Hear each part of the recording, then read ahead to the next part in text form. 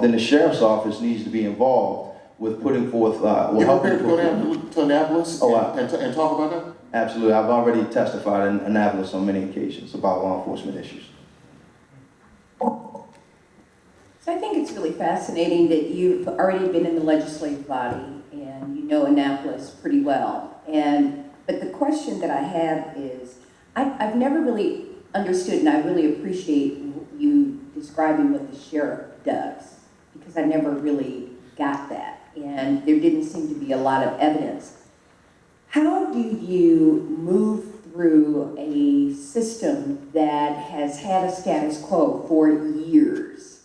How do you go in and make that change swiftly and deftly to affect change immediately? Because we're really talking about people's lives, from, you know, personal violence, violence against women, and victims, with everything that you mentioned. That's, how do you change that if we've been accustomed to the norm for so long? And even though it's law, it hasn't changed.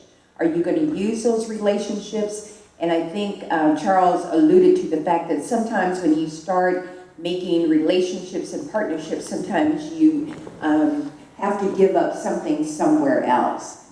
How flexible are you in what you stand for? Okay, well, first of all, we changed it first and foremost by voting for Donovan Brooks for sheriff of Baltimore City. And beyond that vote for Donovan Brooks is that we have to bring some change to the leadership, okay?